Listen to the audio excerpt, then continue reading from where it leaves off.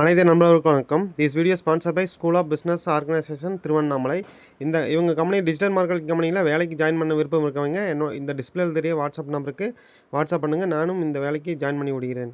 Skip பண்ணாதீங்க. பெரிய தப்பு. தினம் 300 ரூபாய் சம்பாதிக்க அரிய வாய்ப்பு. இன்ஸ்டாகிராம், ஃபேஸ்புக் பயன்படுத்த தெரிந்தால் போதும் content post and content publishing மூலமா தினம் 300 ரூபாய் சம்பாதிக்கலாம். இந்த வேலை செய்ய 5 நிமிடம் போதும். Work training support, group communication support, all language customer live chat support, முக்கியமா சொந்தமா ஒரு பிசினஸ் ஸ்டார்ட் பண்ற அளவுக்கு உங்களால கற்றுக்கொள்ளவும் முடியும், சம்பாதிக்கவும் முடியும். இந்த வேலை வாய்ப்பு வழங்குவது 5 வருடத்திற்கு மேல ரன் ஆகிட்டு இருக்க நம்ம தமிழ்நாட்டு company school of business organisation private limited. மேலும் விவரங்களுக்கு டிஸ்கிரிப்ஷன்ல கொடுத்திருக்க நம்பருக்கு வாட்ஸ்அப் பண்ணுங்க.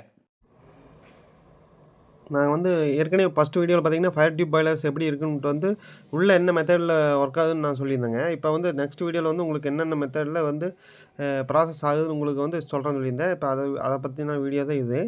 இப்போ பார்த்தீங்கன்னா இது ஃபயர் டியூப் பாய்லர்னு இங்கே ஃபர்னஸ் இருக்குன்னு சொல்லி நான் பார்த்தீங்களா, இப்போ லைவாக உங்களுக்கு காட்டுற பாருங்க. இதுதான் ஃபர்னஸுங்க. இது ஏன் இந்த இடத்துல ப்ளோயர் மாதிரி வச்சுக்காங்கன்னா, இது ப்ளோயர் மூலியமாக தள்ளுறது தான் இங்கே ஃபயருங்க. இங்கே கேஸ் மூலியமாவோ இல்லை உங்களுக்கு இது டீசல் மூலியமாகவும் உங்களுக்கு இங்கே உள்ள தள்ளுறீங்க, சரிங்களா. இது இன்லெட்டு, இது அவுட்லெட்டு, சரிங்களா. அதாவது இன்லெட்டுன்னா இங்கே உள்ளே ஃபயர் பண்ணுறோம், இங்கே வெளியே இருக்காது, இந்த மேலே பார்த்தீங்களா, இது அவுட்லெட். இங்கே இது எப்படிங்க இங்கேயே கொடுத்து இப்படி எடுக்கிறீங்கன்னா, உங்களுக்கு ஏற்கனவே போன வீடியோ நீங்கள் பார்த்துருந்தீங்கன்னு இந்த வீடியோ உங்களுக்கு ஈஸியாக இருக்கும் புரியிருக்கு. இப்போது பார்த்தீங்கன்னா இங்கே தள்ளும்போது இங்கே சென்டரை இப்படி 2ஆக பிரிச்சுக்குங்க, சரிங்களா. இதை இங்கே இருக்குது பார்த்தீங்களா, இங்கேருந்து இப்படி நேராக கீழே 2ஆக பிரிச்சுக்குங்க. இங்கே உள்ளே ஃபயர் பண்ணும்போது என்ன ஆகும்னா, இந்த வழியாக நெருப்பு போகுதுங்க. உங்களுக்கு அந்த வழியாக நெருப்பு போகும்போது என்ன ஆகுங்கன்னா, இப்போது அப்படி உள்ள நெருப்பு உங்களுக்கு போகும்போது இந்த வழியாக போயிட்டு இந்த பாதியாக பிரிச்சங்காட்டி இந்த வழியாக நெருப்பு தள்ளுது இந்த இதுங்க. அந்த வழியாக ஐடியை வச்சு நீங்கள் இழுக்கும்போது என்ன ஆகுங்க, இங்கே இருக்க டியூப் இங்கே ஏர் இழுக்கும்போது இங்கே டியூப் இருக்குங்களா, இங்கே ஸ்டோரேஜ் ஏரியா இருக்கும். அப்போ என்ன ஆகுங்க, இங்கே இப்படி இழுக்கும்போது இங்கே இந்த இடத்துல ஸ்டோரேஜ் ஏரியா இருக்கிற நெருப்பை இழுத்துட்டு வரும். இப்போ இங்கே ஒரு 50 டியூப் இருக்குன்னு வைங்களேன், இந்த பாதியில் இந்த 50 டியூப்பில் நெருப்பு போய் அந்த சைடு இருக்கிற 50 டியூப் வெளியே இழுத்துட்டு வரும். இப்படி தான் ஹீட் ஆகுதுங்க. இப்படி ஹீட் ஆகி தான் உங்களுக்கு ஸ்டீம் ஜென்ரேட் ஆகிட்டுருக்குங்க. இங்கெல்லாம் இருக்குது இல்லைங்க, இதெல்லாம் என்னங்க அப்படின்னு கேட்டிங்கன்னா, இது வால்வுங்க. அதாவது இங்கே இருக்குது பார்த்தீங்களா, இது மொபரி, சரிங்களா. மொபரி இங்கே இருக்க கேஜி கிளாஸுங்க. இது எப்படி ஒர்க் ஆகுதுன்னா, இந்த மொபரியை வச்சு உங்களுக்கு வாட்டர் எவ்வளோ பாய்லருக்கு தேவையானது அப்படிங்கிறத முடிவு பண்ணுறது மொபரிங்க. இந்த இடத்துல இருக்குது கருப்பு கலர் இருக்குது பார்த்தீங்களா, இது மொபரி. கீழே என்ன இதான் ட்ரெயின் வால்வுங்க. இந்த மொபரி மூலமாக ஒர்க் ஆகிறதுனால பம்ப் உங்களுக்கு பாய்லர் நீங்கள் அடிக்கடி நீங்கள் வீட்டுக்கு யூஸ் பண்ணுற மாதிரி நீங்கள் தண்ணியை தேவைப்படும் போது போடலாம், இதெல்லாம் பண்ண முடியாதுங்க. ஏன்னா 24 ஹவர்ஸ் ரன் ஆகிட்டு இருக்கிற மிஷினரிஸில் உங்களுக்கு நீங்கள் தண்ணியை நீங்கள் மேனுவலாக போட்டுல இது பண்ண முடியாது. இல்லை ஆட்டோமேட்டிக் தான் எல்லாமே. இந்த மொபரி பற்றி நான் ஏற்கனவே உங்களுக்கு வீடியோஸில் சொல்லியிருப்பேன். இப்போ எல்லாத்தையும் கற்றுக்குங்க. இந்த மொபரி உள்ள பால் மூலிமா தான் இங்கே இருக்க தண்ணி எவ்வளோ இருக்குது, இந்த ப்ரெஷர் மூலிமா உங்களுக்கு பாய்லருக்கு எவ்வளோ தண்ணி வேணுங்கிறத இந்த மொபரி முடிவு பண்ணி உங்களுக்கு தண்ணி பம்ப் ஆன் ஆஃப் பண்ணி உங்களுக்கு தேவையான தண்ணியை எடுத்துகிட்டு இருக்குது. இங்கே இருக்கிறத ப்ரெஷர் கேஜிங்க. இங்கே தெரியுது பார்த்தீங்களா, இந்த ப்ரெஷர் கேஜில் எவ்வளோ ப்ரெஷர் உங்களுக்கு தேவைப்படுதுன்னு யூஸ் பண்ணிக்கலாம். இது ஹை ப்ரெஷர் லிமிட். அதாவது ஸ்டீம் அதிகமாக தேவையில்லாத ஸ்டீம் ரொம்ப அதிகமாகிடுச்சுன்னா ஆட்டோமேட்டிக்காக பர்னர் ஆஃப் பண்ணிடும். இதுதான் ஹை ப்ரெஷர் லிமிட் சுவிட்சோட ஒர்க்குங்க. இந்த சைடு இருக்கிறது கேஜி கிளாஸ். பாய்லருக்குள்ளே எவ்வளோ தண்ணி இருக்குது அப்படிங்கிறது முக்கியமான வேலையே அதுதான். பாய்லருக்குள்ளே தண்ணி இருக்கா இல்லையான்னு முதல்ல நம்ம தெரிஞ்சுக்கணும். அதுக்காண்டி இந்த கேஜ் கிளாஸ் வச்சுக்கிறோம். அப்புறம் இங்கே பார்த்தீங்கன்னா சேஃப்டி வால்வ்ஸ் அந்த சைடு இருக்கிறது. அதுக்கப்புறம் ஸ்டீம் வால்வுங்க. அது மூலிமா என்ன ஆகுது, இங்கே இருக்குது பார்த்தீங்களா, இந்த வழியாக ஸ்டீம் வெளியே உங்களுக்கு ப்ராசஸ் தேவையான ஸ்டீம் போயிடுது. இங்கெல்லாம் வால்வில் என்னென்ன இருக்குன்னு இதெல்லாம் வாட்டர் லைனுங்க. இங்கே தான் அவங்க பாய்லருக்கு தேவையான வாட்டரை இது மூலியமாக தான் ஃபீட் பண்ணி பாய்லருக்கு தேவையான தண்ணியை உள்ளே அனுப்புகிறோம். இப்படி தாங்க உங்களுக்கு ப்ராசஸ் நடந்துகிட்ருக்கு. இதன் மூலிமா என்ன ஆகுதுன்னா, உங்களுக்கு தேவையில்லாமல் ஸ்டீம் வேஸ்ட் ஆகிறது இதெல்லாம் குறைக்கிறதுக்காக தான் இந்த ஆட்டோமேட்டிக்காக அதிகமாக போகிறது. இல்லைன்னா உங்களுக்கு தேவைப்படும் போது நீங்கள் தண்ணி உள்ளே பாய்லருக்கு நீங்கள் கொடுக்கலின்னா ஆட்டோமேட்டிக்காக பாய்லர் இப்போ என்ன ஆகுங்க, டேமேஜ் ஆகிறதுக்கு வாய்ப்பு இருக்குது. டியூப்புகள்லாம் டேமேஜ் ஆகிரும்.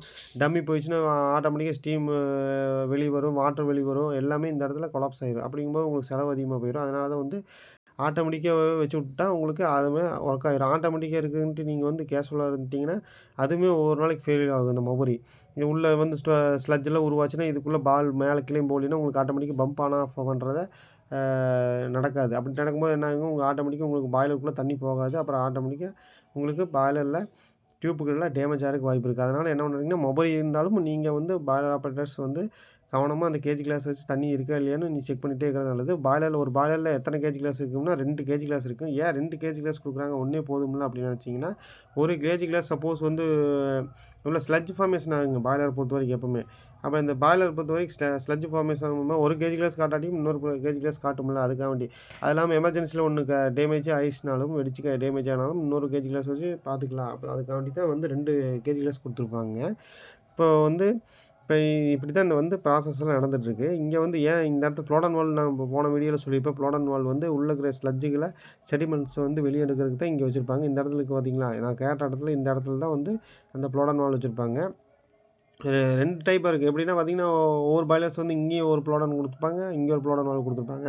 ஈவன் எடுக்கிறதுக்கு ஒவ்வொரு பாய்லரில் வந்து ஒரு சைடு மட்டும் தான் கொடுத்துருப்பாங்க. என்ன பண்ணாலும் 2 சைடு இருந்தால் இன்னும் கொஞ்சம் பெட்டராக இருக்கும் ஸ்லெட்ஜை வெளியே எடுக்கிறதுக்கு. இல்லாட்டியும் ஒரு ப்ளோடன் வால் வந்தாலும் நீங்கள் வந்து எடுத்துடலாம். எப்படி அதெல்லாம் வந்து நீங்கள் இது என்ன கணக்கில் இந்த ப்ளோடன் வால் கொடுக்குறீங்கன்னா, லேபில் நீங்கள் கொடுக்குற வாட்டர் டெஸ்ட்டில் எவ்வளோ டிடிஎஸ் உள்ள செட்டில்மெண்ட் எவ்வளோ இருக்குன்ட்டு அந்த வாட்டர் மூலியமாகவே கண்டுபிடிக்க முடியும் உள்ளே எவ்வளோ இருக்குது அப்படின்ட்டு. அது மட்டும் இல்லாமல் நீங்கள் இயருக்கு ஒருக்கா நீங்கள் வந்து பாய்லர் நிறுத்தி சடன் ஒர்க் பார்க்குறீங்க, இந்த மிஷினரிஸில் என்ன ப்ராப்ளம் பார்க்குறீங்க, இல்லை எமர்ஜென்சிக்கு நிறுத்திக்கிறீங்க. அப்படி பார்க்கும்போது உள்ளே நீங்கள் மேன்ஹோல் டோர் இந்த இடத்துல மேலே டாப்பில் தான் மேன்ஹோல் டோர் வச்சுருப்பாங்க. அதை நீங்கள் ஓப்பன் பண்ணி பார்க்கும்போது உள்ளே வந்து அந்த டியூப்பில் ஏதோ ஸ்லட்ஜுகளை ஃபார்மேஷன் ஆயிருக்கா, லைட் அடிச்சு பார்த்தாலும் உங்களுக்கு எல்லாமே ஸ்லட்ஜுகள் எல்லாமே தெரியும். கீழே அடியில் ஏதோ ஸ்லட்ஜுகளை இருக்கான்ட்டு உங்களுக்கு அதனால் கண்டுபிடிக்க முடியும். அப்படி இருந்தால் ஆட்டோமேட்டிக்காக நீங்கள் பாய்லர் ப்ரெஷர் ரைஸ் ஆகாமல் போனாலும் இதுதான் காரணங்க. மெயினாக பார்த்தீங்கன்னா உள்ள ஸ்லட்ஜ் அதிகமாக ஃபார்மேஷன் டியூப்பை சுற்றி ஆயிடுச்சுன்னா உங்களுக்கு என்ன ஆகுங்க, உங்களுக்கு வந்து ஹீட் வந்து உள்ளே நீங்கள் எவ்வளோ ஹீட்டு கொடுத்தீங்கனாலும் ஆட்டோமேட்டிக்காக உங்களுக்கு அந்த ஹீட்டை வந்து தண்ணி மேலே படக்கூடாது. ஏன் படக்கூடாதுன்னா அதுக்கு அந்த டியூப்புக்கு மேலே வந்து ஸ்லட்ஜ் இருக்கும்போது உங்களுக்கு என்ன ஹீட்டு வெளியே போகாது, அந்த ஹீட்டு வந்து தண்ணி மேலே படாதுங்க. அதனால தான் உங்களுக்கு 1 இயருக்கு ஒருக்கா இது சர்வீஸ் பண்ணணும். அது இல்லாமல் ரொம்ப அதிகமாக இருந்துச்சுன்னா அதுக்கு கெமிக்கல் வாஷ் இந்த மாதிரி ப்ரிப்பேர் பண்ணி நீங்கள் அந்த கம்பெனி பாய்லர்ஸ் கிட்ட கேட்டு நீங்கள் அந்த கம்பெனி மூலிமா ஸ்கேல் ஃபார்மேஷனை ரிமூவ் பண்ணுற கெமிக்கல் வாஷ் பண்ணிங்கன்னா உங்களுக்கு ஆட்டோமேட்டிக்காக உங்களுக்கு வந்து ரெடி ஆயிருங்க. நெக்ஸ்ட் வீடியோவில் நான் வந்து உங்களுக்கு அடுத்த வீடியோவில் உங்களுக்கு வந்து இன்னும் தெளிவாக சொல்லிக் கொடுக்க போகிறேன். அதாவது எப்படின்னா டயக்ராம் போட்டு உள்ளே என்னென்ன ஸ்பேர் பார்ட்ஸ்லாம் இருக்குங்கிறத அடுத்த வீடியோவில் உங்களுக்கு சொல்லிக் கொடுக்க போகிறேன். நன்றி, வணக்கம்.